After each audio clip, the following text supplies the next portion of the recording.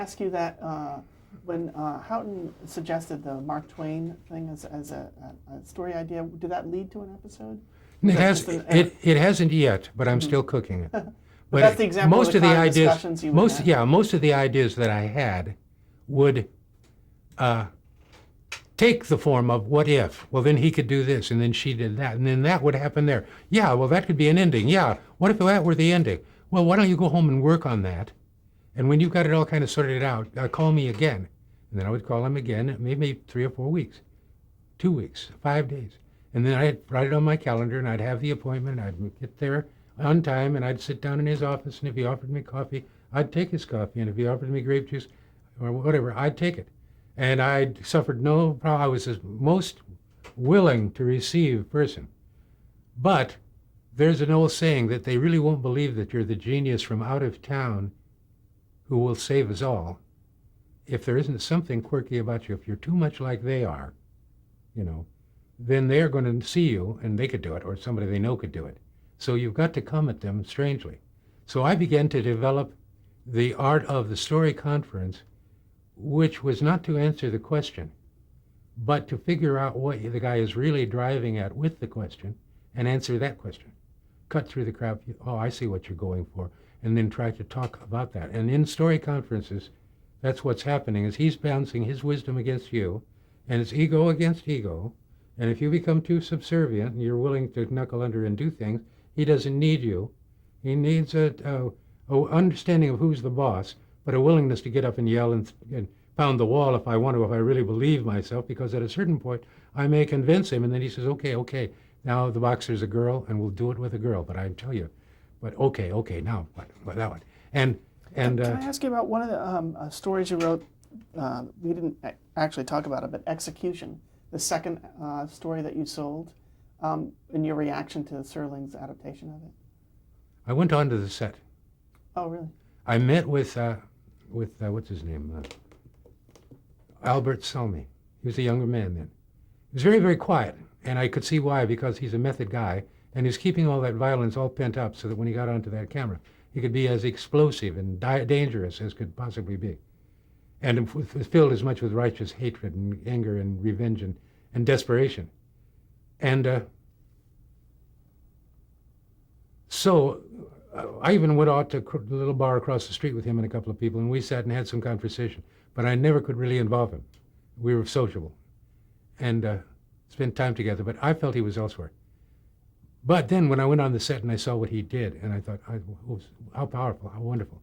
So that then when I saw what it is that they had done and began to realize then and there that I would always be an armature here, that Rod was creative enough, and he saw 1,000 good ways to do it other than the way I was doing it, and that if some of those ways had more appeal to him, he had enough courage and boldness as long as he kept the story idea intact.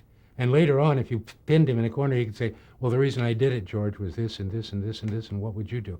And get you on his side. And that happened a couple of times, but most of the time, what I was seeing what he was doing was wonderful. I do remember having a confrontation with him over a game of pool. He wanted the old guy, the veteran, to win. No, I wanted the veteran to win. The young guy, though, is still alive, and he can get better, and he can get better than the veteran legend. And you'll hear from him again. And isn't that always the way, that eventually he'll bring him down, but maybe not this time? That's more truthful to the gunfighter story, because this is basically the story of the old gunfighter who knows that as he grows older, his power is waning, his authority is waning. As this one grows older, his power is growing. At a certain point, this power is going to be great enough, and this power will be waning enough that the young gunfighter will destroy the old gunfighter, and that's the mythology. So we're stuck with that mythology. This is a gunfight. And these two are gunfighting with each other psychologically, and that's really where it comes down to, is the older guy has enough wisdom, insight, experience, to be a little bit on top of the young guy and to keep him just a little unsettled throughout the entire story. And I felt it was entitled to beat him. But Rod wanted the young guy to beat him, so the young guy now would find himself in Valhalla, leaning over the mythical pool table, waiting for a challenger from Earth to challenge him. And then again, Rod saw... Were you arguing with Rod Serling or Buck Houghton? Buck Houghton threw him to Rod because he was talking about Rod. and Rod thinks, and Rod this, and Rod that, and no George, and me this, and you that, and if you were here, I da da da da. But unfortunately, I was on location in Missouri with Roger Corman and Charles Beaumont and William F. Nolan and O.C. Rich and Bill Idelson and a whole bunch of people from here who had gone there to make the movie The Intruder. And I had a part in it, and I was tied up in it for another week or two, and I was working on a script for him, and this was the one I had finished, and he's calling me on the phone telling me, what in the hell am I doing up in Missouri, because they're thinking of changing the damned ending. So I'm talking to him, and he's saying, Rod this and Rod that. So, but when you see it, he said, you'll agree. So, upper hand, wisdom. Okay, Buck, if you say so. Yeah, George, you'll look at it. I think you'll find it's very stylish. You won't be ashamed of it. And what it was he had the mythical pool table where the veteran waits in heaven or hell for to be summoned forth by the right kind of a wish. And at the power of the wish, he manifests himself to go through this ritual to find out if this guy is good enough to become a hero, a legend, right? And whoever wins goes back to the table. So that when you see these cards that deal with it, one of the images that they selected out of the entire movie to sort of represent the series is this image of the, I don't know if you could see it visibly, but you can get a look at it.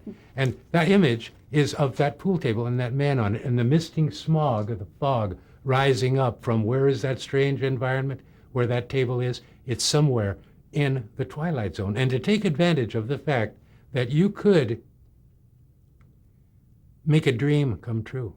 You have a dream, is it a premonition or not? A charm. Someone told you that if this charm does this and this and this, and it's been passed down through your family, and now you have that little piece of silver, and they tell you it's one of the 30 pieces that was given to Judas Iscariot. Did you like that ending? Did you feel that it... I felt it was complete in the way I felt that thing into the box was complete. That coin on its edge is something memorable. And when people meet me and they want to remind me of the show, they say, oh, that was the show where the coin stood on its edge. Or that was the show where the guy with the pool table and he has to go to fight and they're right on the image, because the thing gets distilled down and down and down. And that's literally what I'm in the business of selling, because it has been my experience, except when I wrote my own screenplays and was dealing with very honorable people, that once it's in their hands, they're not responsible to you, and they follow their own little vision. So you weren't on the set for a game of pool, were you? No, I was in Missouri watching that happen. So what did you think when you saw that Jonathan? I was charmed. I expected Jonathan to mug it up and to destroy the sincerity of the undeniable part of it, because I wanted it to be like people are, not like Jonathan Winters the comedian is. And I was astonished that he did it so well, considering that Jackie Gleason had already done the story and that basically it was a piece of thievery from The Hustler. But I'd always wanted to do a game of pool. I want to do the Cincinnati Kid too. I think it's a really wonderful game in the story of a professional poker player, and what kind of crisis is in his life that would make a really, really good movie.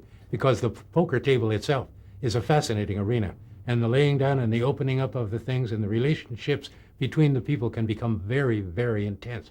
And in more intense you can make the reality with that da-da-da-da quality, which has become trademarked to the point where when you make that sound, everybody knows exactly what you mean. Let's talk a little bit about Kick the Can. How did that come about? One day when I was about 31, I was driving to a writers' meeting, and it was a little group of people who met in each other's houses, and there was 3 or 4 or 5 of us at a time. And this week we met in the house of Dodie Goodman and Mike Root, 2 paraplegics who lived in wheelchairs, who were wannabe writers and had sold a couple of little pieces and were working hard at it. And so we went to their house to have our meeting with our writers group. And we talked about our stories, and we read our stories to each other. It was all very interesting. And when it was over, Lola and I both left because we brought our wives, and they became social occasions. And on the way home, I started to think about the children's game of hide and seek and kick the can, how much we played it as kids. And I started to track it through my mind, how the story went. And then, now wait a minute, prisoners, are there prisoners? And now if somebody comes in and kicks the can, then the prisoners run free and they got to set the can up and then catch them again. So that's the key reason they won't get very far from the bases. And do you count to 100? And how do you start? How do you get to be it? Who is it? And I'm going through the thing trying to do that. And I'm in my 30s. And I'm thinking, my God almighty, George, is your memory going? You played that game almost every night for summers on end. You know exactly about it. And you want to recall the nostalgia of it, and now you can't even remember the rules of the damn game. And I thought, my God, what, by the time you're 60, 70, it'll be a figment of imagination. It'll be something that happened to somebody else. It'll be something that you've forgotten all the damn details to. And I was filling with sort of self-pity at that moment, driving along with a total awareness of that. I came home and I wrote a little 5-page story about a man who was in charge of a group of old people. And one of the old people takes up one of the empty tin cans and becomes nostalgic and starts talking about kick the can. And before long is trying to rouse all the others into playing a game of it and trying to get the permission of the young man. And the young man finally agrees that the hunter and the hunted are both handicapped and you won't go very far. Nobody's going to get hurt. And so that might be a kick. So let's do it. So now let's see.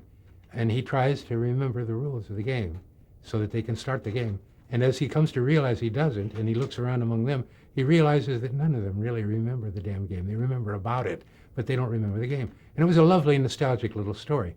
So in talking about the game, children's games, as a background for a story about kids' games and running and kicking and running and playing and children, it'd be an interesting offbeat way to do a story, is to use that environment. And I had him read this little story. And he read the story and gave it back to me and said, yeah, it's a lovely milieu. Yeah, and it's a nice little story, but it isn't a Twilight Zone. But I'd like the atmosphere and everything like that, and if you could come up with something, then I'd be happy to listen to you. But in the meanwhile, no to that, and have you got anything else? And we would talk for an hour and a half, and he would finally get busy, and I would have to leave, knowing that that's it for the month or 2 months, that I would have to, at some point, not too soon, give him a chance to think things over, let him know I'm being serious about this, rework all the material, call him up, work us out an appointment, go in and see him. There's still an opening, and then to pitch it again and to show him what I've got. And at a certain point, he's saying, oh, go on, go do it. Do you remember when you got that transition of making the old people turn young again?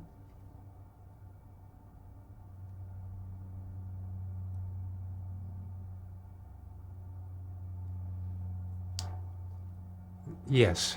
I am in the present time writing a project called The Devil's Picture Book. The Devil's Picture Book is because I began to notice things. For example, if you really study the hopscotch, the way it's laid out, instead of a triangle at the top of it, it is the Kabbalah. The 3 are strung out in a row, but if you rearrange them into a triangle, the number of spaces and the interruptions and the numbers of sephiroths and all that go to make up the Kabbalah is all encaptured in that kid's game. A deck of cards, it's a calendar. It's 52 for the years, different card for each week. It's got 4 suits for the seasons. It's got red and black for the yin and the yang. I'm sorry, I've got to go to work. All right, we were talking about Kick the Can. Were you present on the set for that show? Yes. What do you remember about the shooting? I remember that I was involved in sort of the entire process. At one time before it had all been completely cast, or people who had been cast had not flown in to arrive to take part in the play, but they were still beginning to prep it, or the director was. He was sitting around a table with people, and he asked me to substitute for Whitley and to read Whitley's lines, sitting around the table, so that we could get a real sense of the continuity of the whole drama, played through with all the characters sort of playing and reading their parts, and trying to not to be an actor with it, but at least to read it with comprehension that you know what the line is. And it's like a first run through, as the actors, before they start to really to fall into their characters, are really making sure they know their lines, and it's a rehearsal and a number of things. So I sat in on that with Lamont because... Is it the director? Yeah. Lamont Johnson? Yeah. Mm-hmm. And began to understand him as I watched the way he worked with Dick York, because the thing has to be droll. It is not a make you laugh comedy. It is not a serious drama. It is some kind of a whimsy halfway in between it, and it's got to be done in just the right whimsical tone of voice by everybody, and everybody's got to have just the right element of exaggeration of their characters in order for this thing to work well. And so it's really archetypal in many ways. The timid guy has really got to have a timid quality about him. Well, there's a point, I watched it. It was impromptu, and the director commented upon it and praised him for doing it. But at a certain point, he and the bank manager, now aware that old Mr. Smithers is going to take the money from the bank and leave, and they're watching him come out of the bank vaults with the briefcase and heading for the guard. And Mr. Bagby is going to have to act soon, and they're leaning close to the window to look at the action take place. And as they lean into the window, the breath from his nose steams up the window, and they're watching, and Bagby says, "We must act now," and turns and leaves, and he follows with him. And as he leaves, before he leaves, he whips out a white handkerchief and scrubs away the moisture, and then follows the guy out with just a little hesitation of not being so fastidious that he doesn't want to leave that stain on the window, even though they're caught up in the midst of drama. Now, And- this is the Penny for Your Thoughts episode you're talking about? Yes. Yeah. Mm-hmm. Yes. About the bank clerk who's got the ability to read people's minds, and he knows that the little old bank clerk in the corner is planning to rob the bank. And his dilemma is to tell the boss or not. Were you present for the shooting of the Kick the Can episode? Yes. Do you remember anything from that? Were the old actors willing to, were they energetic enough? I was there when I watched Whitley run through the sprinklers, and I was there when I watched Whitley get all frustrated and finally break down and almost jump with rage or whatever, saying, "I can't play Kick the Can alone." And I was standing nearby watching it, thinking to myself, I expected him to strike a pose, but when I watched how frantic he got about that, and how disorganized and how rebellious child, and that frustration that comes of being balked, totally balked, he had caught that in that wonderful, quiet way again of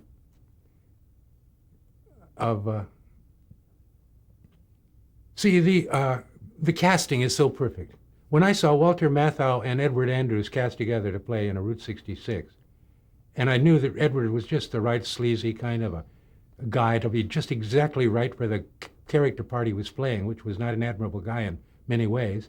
And then the same thing, I would see that in shows like when we were casting characters to play the various characters, and I would think, God, these people are good. One thing I really relaxed with was knowing that I would never have to contend with an actor screwing things up, and that I didn't have to be so careful to make things actor-proof, that I could trust an actor to try to do something. And at one point in All of Us Are Dying, I had a point where Mr. Death is still trying to talk the old lady into surrendering to him. This is for Nothing in the Dark. You're Nothing in the Dark. And he says, she says, I don't want to die.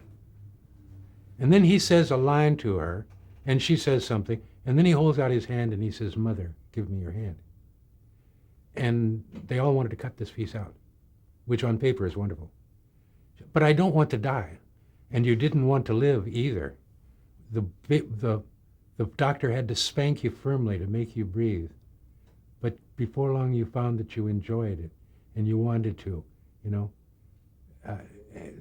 a nice little argument like that. And then he says, "Mother, give me your hand."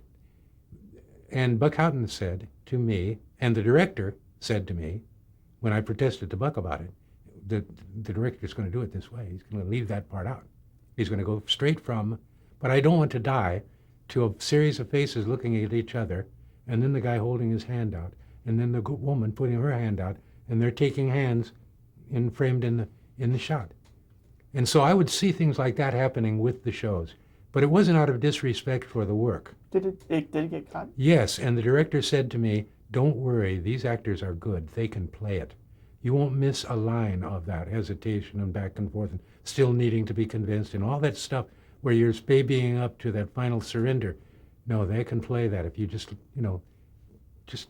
And he had told the actors, don't speak. When you get to that, just look at each other and the camera will do it all, and then you hold out your hand and say your line, and Robert Redford did it.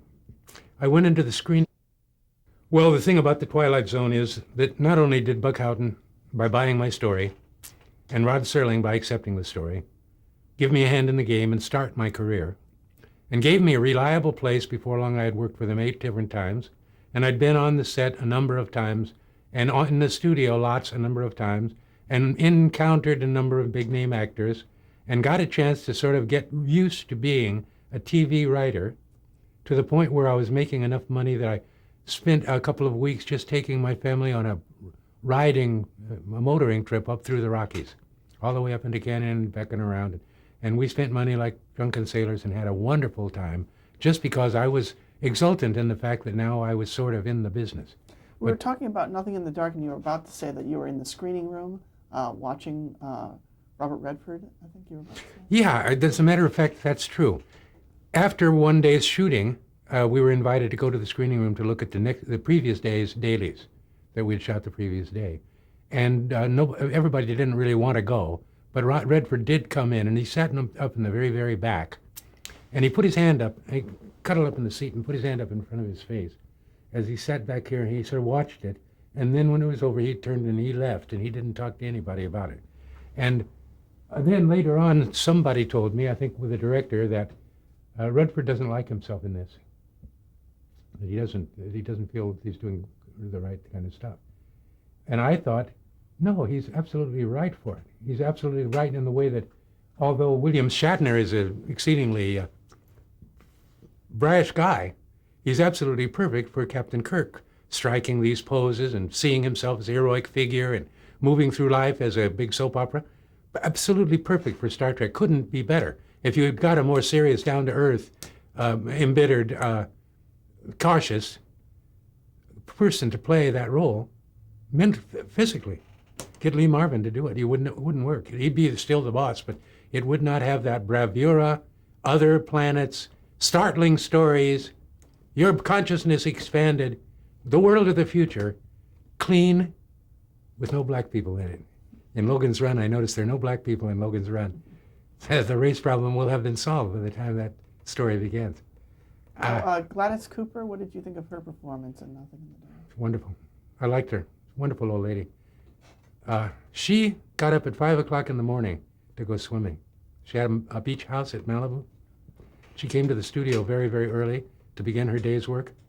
And every morning she would go out and wade out into the ocean and paddle about a bit before she would come back out of that cold and take a shower and put on her clothes, get in the car, come to the studio, be prepared for the day's work. But she'd already have that behind her every day. How did you know that? Did she talk to you? She told me. Mm-hmm. She opened up quite a bit to me as she talked about her, the old lady in the story. Mm-hmm. Later on, Lamont Johnson told me that they had gone to see, that he had later on pulled out a print of it. She hadn't seen the thing when it was originally made. She had to go somewhere else before they put it together. So that she was seeing it for the first time because she didn't see it when it aired. And he took it to her and he played it, screened it for her. And she kept sitting there saying, that poor old lady, that poor old lady. And talking about that woman on the screen, not as her. That's another, that pitiful old lady. Just sympathizing with herself on the screen and not saying, Jesus, I really did it. It was more like, as a viewer, I'm really touched by what that old lady is thinking and feeling, and the certain valiant quality that the old lady had. That also, when we started to work on the story, I was pleased, because nothing pleases me more than knowing that the actors are going to pronounce the words. Because I'm a firm believer that the ear track is more important than anything else. And if the actors get intimate with each other and start to talk below my level of audibility, then I will be aware of it. And so, to have this grand lady of the stage and screen saying my words with her Mayfair accent was incongruous for the story, but not impossible. You could have that kind of an accent and still be living in a tenement building, faded glory and all that. But she didn't think so. She thought it needed more a grubby street person accent.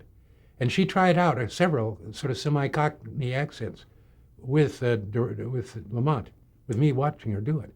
As she would say, oh, now, and she'd start grumbling her words out like Lower East Side or something, and he'd say, no, that's just a little bit much. Well, how about this? Was this on the set, or was this during a reading? This was in preparation for shooting. Oh. It was like, I know I had an opportunity to talk with her about it, and after she was cast, And she had read the script and she had sort of learned the lines, but she was still indecisive about how to play the character because she knew that the character was probably a lower class person. This is slum tenement buildings. So this is before being on the set.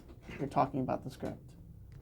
Well, I was given a drawing, which I still have somewhere hidden in a carport, of the set by the man who, I think Hennessy, guy who went on to do Star Trek.